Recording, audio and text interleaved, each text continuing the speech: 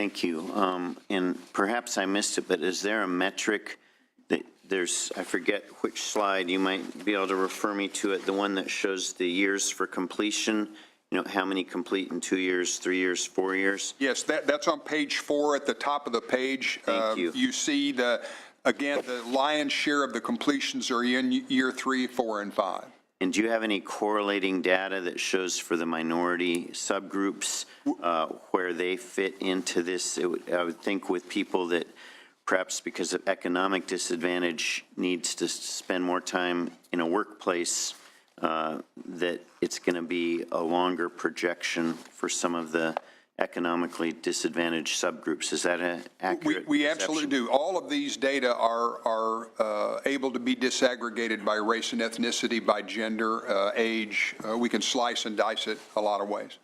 And would I be correct in assuming that there would be longer performance years or more years to acquire these degrees or steps for the economically disadvantaged? I would assume for economically disadvantaged. I can't answer that question for race and ethnicity. Mm-hmm. Okay. Thank you. Thank you, Madam Chair. Yes, thank you, Chancellor Harris, and certainly we're very proud of the work you've done here in Los Rios as a senator from Sacramento, and great to see your leadership of our whole system, and appreciate your contributions to the state. So first question I guess I have is that we were at least passed out the student success scorecard, and in there on page 13, there's a chart of completion rates, and while in this presentation, even though you haven't hit the 2.5% for every cohort, it looks like everyone is increasing, but on this, it shows there's a decrease. Right. So I'm just trying to reconcile the two. We have Right, the completion rates that are in the report are that 18 to 24 segment. Those completion rates are for the entire student population. Okay. So you do get differences, and you'll notice that we do have the CTE completion rates in there, even though we're not able to verify those numbers in here yet because we changed that definition. We went ahead and put that chart in there because we thought, you know, we ought to be honest with folks and tell them that those are declining. We would like to think that those completion rates are declining because we had to ration classes, and students that would normally have completed on time couldn't get the courses they need, and so they had to wait longer. It's just too early to tell from a research point of view whether that's really the cause that created that downturn in the completion rates. You will see the course completion and the completion of basic skills courses on the uptick, and that ought to be a foreteller of those overall completion numbers going up. Okay. So basically, because at least in this presentation, you know, you broke out cohorts, but it looked like all the cohorts, some better than others, were increasing. Are you saying this is a lagging indicator, exactly, and so you expect to see this to turn around? We certainly do. In fact, we're field testing the numbers for the coming year, and you know, they're not validated yet, but the numbers do suggest we are going to see some of those turn around in the coming year. Okay, yeah, I was just a little concerned to see one going down, so right. I reconciled the two. And then the other question is that on page 9, I think that's the data on the equity metric by race ethnicity. This is for completion, I believe, correct? For associated with goal 5. And I'd actually be interested in seeing exactly what composes the index. So we have an index, but I guess the concern that I have is that we set 0.8, and again, not knowing the exact methodology in the index, as sort of being the kind of like the lower limit that we like to see. And again, without knowing the index, my suspicion is that the reason we say 0.8 is, quote, okay, is that, you know, it's probably the statistical variation around 1 that could be related to chance. However, I would just be a little cautious, because if you aggregate over multiple courses, you know, what you should do is see everyone and you know, bouncing along 1, and sometimes above, sometimes below, because everyone won't be exact. And when you have someone consistently just bumping along the bottom, even if it's 0.8, which is sort of the border of potentially statistical significance, that, you know, cumulatively that still indicates a problem, right? So you can be within statistical significance, but if you're multiplying, you know, cohort after cohort after cohort, that still represents a problem. And so I just want to be a little cautious, and again, without seeing the index metric myself, it's hard for me to comment specifically about the methodology, but as I'm seeing this graph, certainly I appreciate there's a positive trend line, from below 0.8 to above for the Hispanic group, but for, the African-American group, we have some years above 0.8, some years below, but it's really kind of flat. And so that means they're just sort of, and that to me, hopefully, we don't turn around and say, well, half the years they were above 0.8, half the years a little below, and that's okay, right? And I think that, and I'm sure, so I just want to be a little cautious about when we say, well, our benchmark is to have everyone hit 0.8, but that's, to me, maybe for 1 year to another, but cumulatively, I'd like to see everyone getting closer to 1. It's always going to be variation from year to year, but not to have a group that's just sitting at the bottom edge, because that actually, to me, over time, means there's a problem that actually is there that we're not addressing. Senator, we absolutely agree with you, and I think when you look at the numbers that are above 1, the Caucasian students and the mixed race students are right at 1. Asian students tend to be the highest group, but and again, what's behind that 0.8 metric is, for me at least, pretty complicated social science done by researchers at USC. But I think what you're going to see over time is the Board of Governors demanding higher and higher standards. I mean, in the best of all worlds, we would see everybody at or about 1, or for that matter, above 1. But it is, at least at this point, in the first blush of these goals, some of the trends are improving, some of them are not, and I couldn't agree more. If over time they are bouncing around, then that's not what we would consider to be success. The goal is not to leave any segment of California behind in this process. And then just one final comment. Sometimes when you take APIs, and I know you didn't have a particular line for that, and you lump everybody together, there are obviously disparities within different API groups, and I just want to be cautious that we don't simply say, oh, everybody's doing fine because we lumped everyone together and it averaged out fine. So we have API subgroups that have particular challenges, and I don't want them to get lost in that as we're looking at disparities. Thank you. Understand. Senator Leyva. Thank you, Madam Chair. Good morning, Chancellor Harris. Thank you very much for coming out of retirement and helping with our community colleges. I, too, as Senator Lieu said, think our community colleges are vitally important. So thank you for coming out and helping institute her law and bringing us back data that looks like things are working. I had a question on page 5. So the completion rate for the unprepared or the remediation students was actually a little better than for the students who came in prepared. I would have thought that would be just the opposite. What do you attribute that to? It's too early for us to answer that question with any certainty, because as you can imagine, once these numbers become available, we have researchers across the state, for that matter, across the country. We are the most researchable community college system ever that will dig down in those data. I think one of the things we're seeing is we're focusing a lot of attention on that underprepared group, and you would hope to see them making more progress than the prepared, because in theory, the prepared came to us as college students and they should, complete. The underprepared weren't college students when we got them. You are investing a lot of resources in us improving that group, so we would certainly hope to see them improving at a faster rate. Great. Thank you very much, and good luck in retirement. Thank you. You're welcome. Senator Blunt. Thank you, Madam Chair. Chancellor Harris, let me add my thanks for your service, both as a chancellor statewide and your work prior to that at Los Rios and other colleges.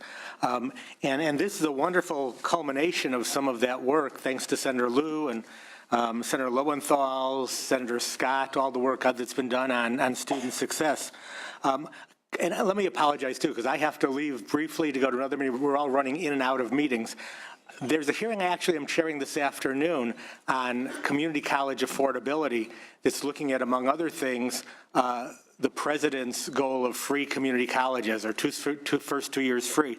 How do you think such a move, and today's hearing is just to look at options and see whether it's a good idea. It's not, no conclusion's been reached. How would something like that impact, do you think, the work that's been done in student success? I think especially on the latter indicators related to access, that finances are still a tremendous barrier for our students.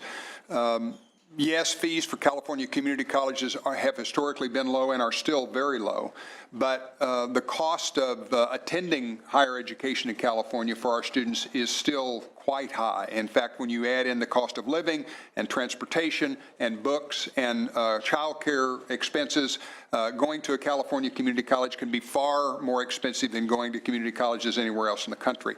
So the efforts being considered by the state related to the President's College Promise are very, very important. As I said earlier, California's been a leader in this regard with the Board of Governor fee waivers, the Cal Grants, the support our students have had for decades in California, but we've been a leader, we want to stay a leader, and so if there are other, especially activities focused on the Cal Grant, I'm certainly supportive of those. Thank you, Chancellor. One more question. Particular interest of mine is SB 850 and the students who are now able to get four-year degrees at community colleges. Working within the metrics we have here, would students who, has it been thought about yet, would students who start at a community college and end up finishing their 4 years at that college, would they be considered successfully transferring to a four-year program, even though they're staying in the same place? And would that then boost transfer rates? Yeah, that's a question we have to answer, because technically they're going to complete an associate degree and then stay in the institution and go on to complete a bachelor's degree. We certainly will take credit for both of those degrees. We just have to figure out how to keep from duplicate counting them and inflating the success numbers. Thanks so much. You bet. I, too, want to add my voice to thank you very, very much for your service. I do have a just curious question. This is an amalgam of all your schools that you administer. Do you have a breakout of them by individuals, colleges, as to see what indeed these colleges spent their money on in terms of student success? Did they all hire counselors, or what did they do with the funds? Yes, we will ultimately be able to tell you which college spent money for what activity. The equity plans have just come in, and obviously that'll track the expenses on the equity side. The student success expenditures will ultimately be tracked, and then, as I mentioned earlier, you can go online and see the performance of each one of those individual institutions as well. Okay, all right. No other questions from members? Well, I appreciate your presentation, and thank you for the information. Let's bring up our panel talking about system-wide initiatives. We have Teresa Tena, Vice Chancellor of Institutional Effectiveness, who is coming, let's see, I know we have Paul Steenhausen, and Craig Rutland, and Shelley Maple.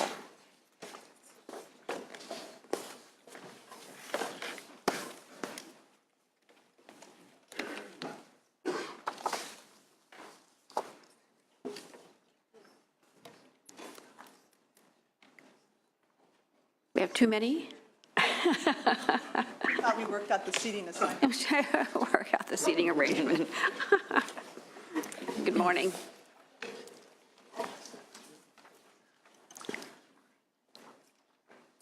All right. Good morning. Very excited to be here. I appreciate the time on the committee's part to go through these system-wide initiatives.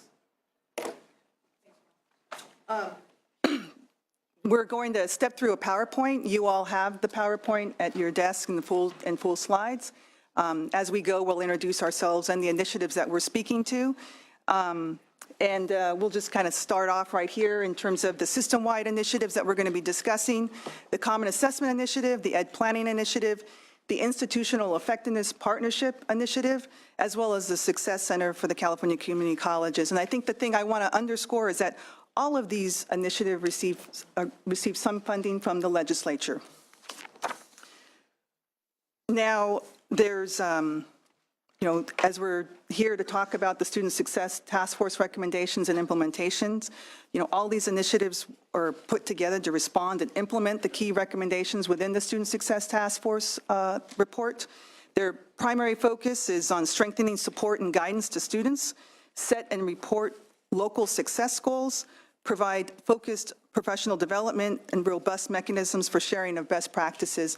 And I think the other thing I would like to also underscore, which Chancellor Harris mentioned, is, these initiatives are all setting goals We're also measuring progress and adjusting along the way. We're not afraid to admit failure when that happens, but there's these very key aspects in terms of our evaluations that we rely on to adjust along the way and ensure that, we're meeting the ultimate outcome that we're seeking as a state. With that, I'm going to turn it over to my colleagues on the Common Assessment Initiative.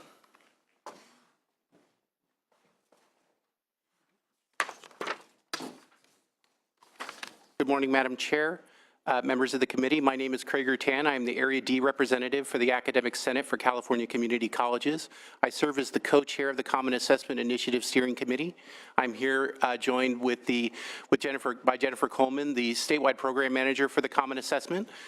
As many of you know, currently there are 30-plus assessment tests which are used by the California Community Colleges to determine student skills and placement in English and mathematics courses when they enter our system. Often what will happen, as we know, is our students will leave one college district and move to another college district, and because the tests used by districts are different, when they leave, they are usually asked to test again. And so our students are asked to test again and again if they need to move from one district to another.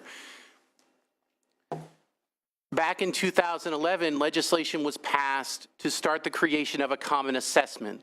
The common assessment's primary goal was to eliminate this need to force students to retest because everyone would be using the same test for student assessment. And so if you move from one district to another, your assessment test results would travel with you.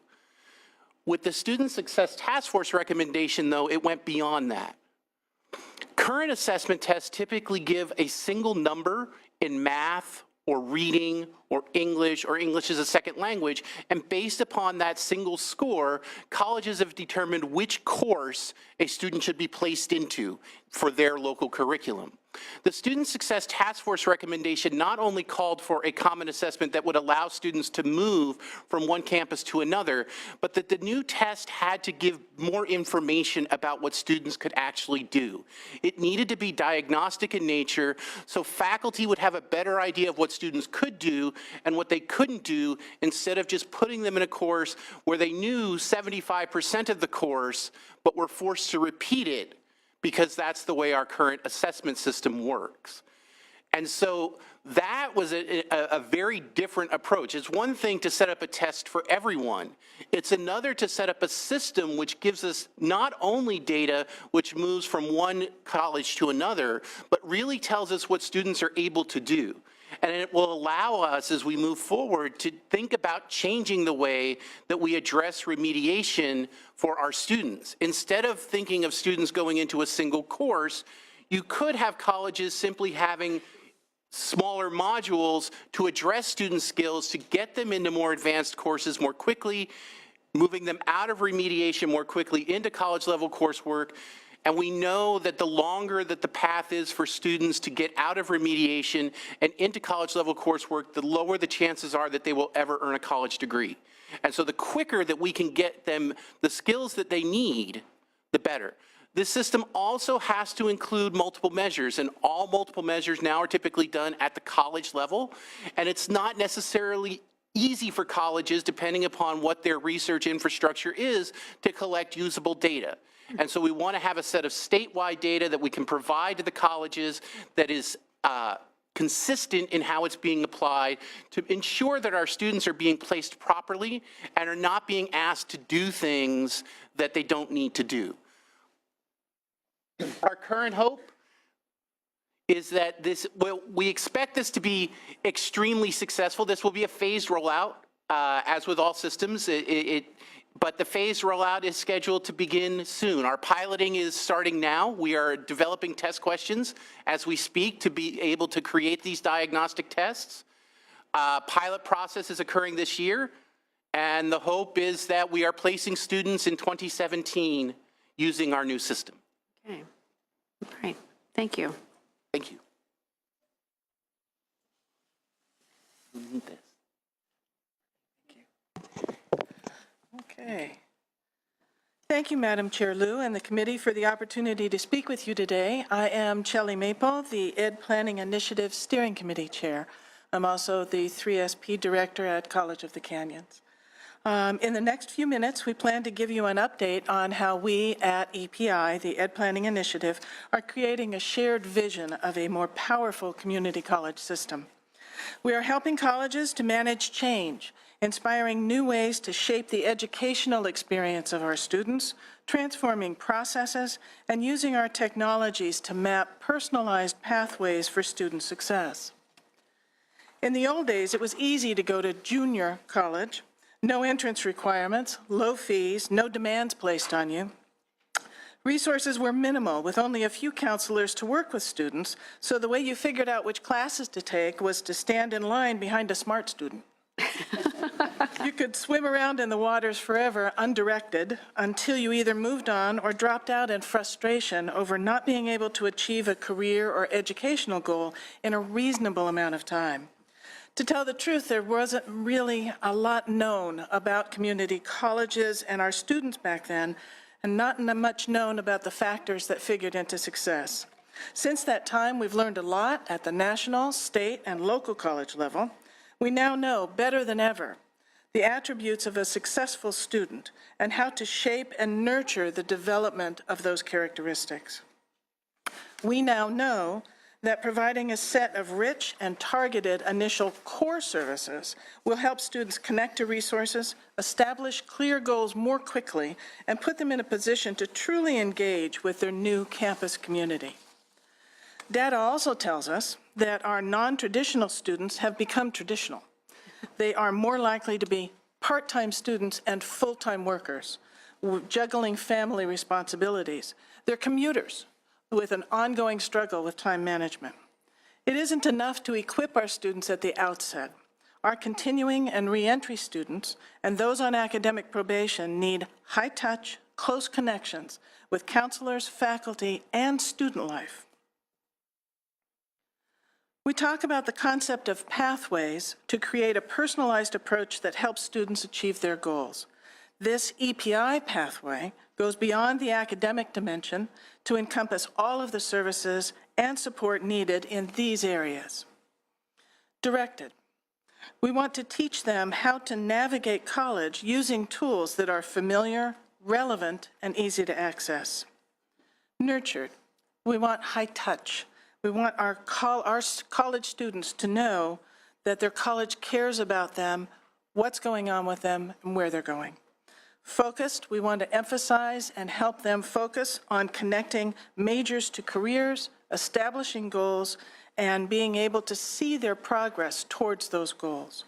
And engaged, we really want to underscore and emphasize a connection to the resources and opportunities that exist on our campus and help our students become a vital part of the campus community.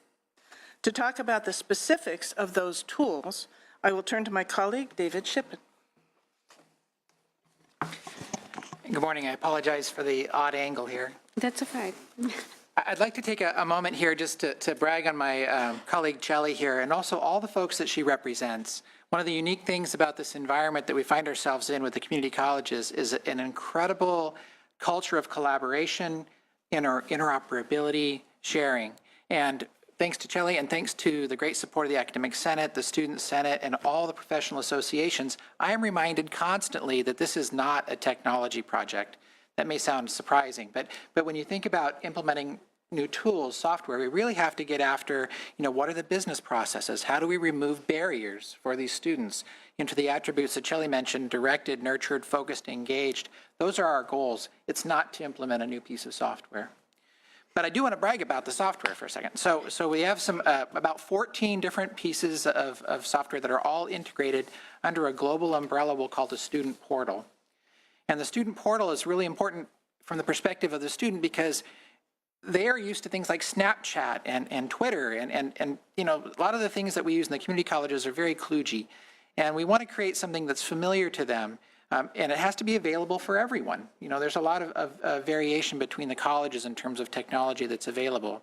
What we create has to be accessible and secure, of course, but there are problems with some of the stuff that's out there today, so we'll be making improvements there. It also must be mobile. As many as 60% of the students in the field, their cell phone is their only computing device. And that really creates a barrier for entry.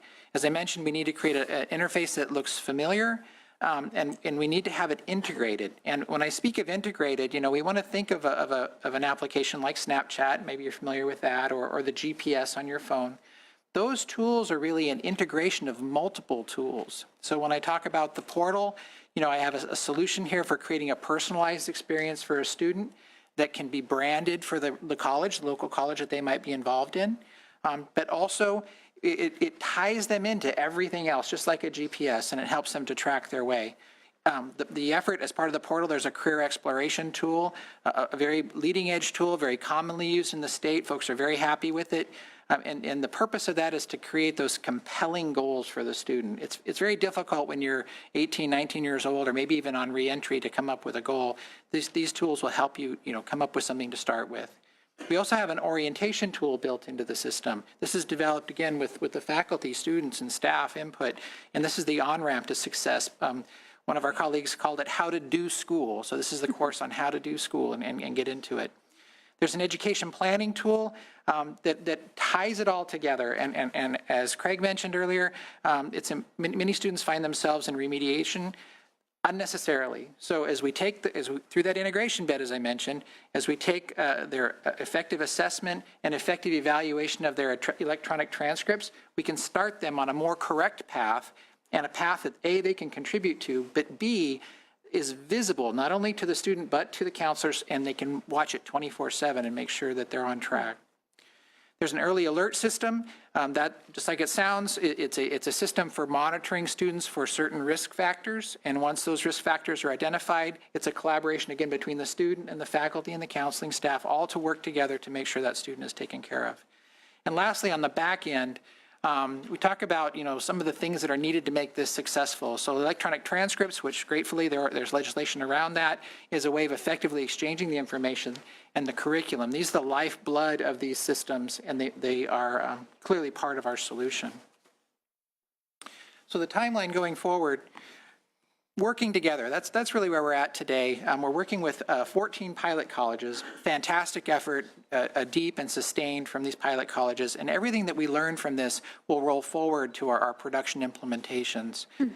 We're making mistakes every day and implementing those improvements. So that's where we're at today. Moving forward to this summer, we'll bring in the next round of colleges. These won't be pilots, these will be true implementations, and the exploration tool will come available at that point. And then in the winter, coming forward 2017, that's where we'll start to really analyze some of the data that we're collecting. We took care to take good baselines of everything, working with our partners at the RP group, and we'll be doing evaluations against that to start measuring success. And in the end, we hope to hit 60 colleges by the end of the grant. Great. Okay. Thank you. All righty. I'm going to go through and talk a little bit more detail in terms of the institutional effectiveness partnership initiative, and talk a little bit about the outcomes that we're looking for. And as was mentioned earlier by the ledge analyst, this was something initially funded in the 2014-15 budget, $2.5 million, created a new system of support for the community colleges. We have some goals in terms of helping make the community colleges the most effective system of higher education in the world. Eliminating accreditation sanctions and audit findings at our colleges, enhancing access, success, and equity for our students. We are committed to using evidence-based decision-making, and this initiative also focuses the Chancellor's Office on the provision of technical assistance. I think we've always been very much focused on the compliance aspect of our role at the Chancellor's Office, but this is elevating the provision of technical assistance in a way that, previously has not necessarily been as highlighted. This is, again, very consistent and in alignment with the recommendations included in the Student Success Task Force, recommendations 7.1 and 7.2, in terms of creating a stronger Chancellor's Office that coordinates the development of an indicator and goal-setting framework for our colleges, identifies effective practices, and provides technical assistance and professional development to help our colleges achieve their success goals. Other major components of the Institutional Effectiveness Partnership Initiative creating a sequenced, coordinated, and comprehensive means of delivering technical assistance within the system. It's a big system, as Chancellor Harris talked about, in terms of the different expectations from Shasta all the way down to Barstow and everything in between. Facilitates and supports professional learning, peer collaboration, and the sharing and adoption of effective practices across the community college system. Now, the Board of Governors adopted an indicator framework in March of 2015. All 112 colleges, and it was 112 colleges at that time, adopted that framework and set goals that were all returned in a timely manner of June 30th, 2015. Currently, we have 39 institutions that have selected to receive technical assistance teams by our partnership resource team process. And I want to also identify that currently, of the 10 institutions that are now on sanction by ACCJC, 7 of them are part of 39. And so you can tell that it's not just those institutions that are looking for a little bit of assistance in that regard in terms of meeting accreditation standards, but many of our institutions view this as a professional development, a way to continuously improve.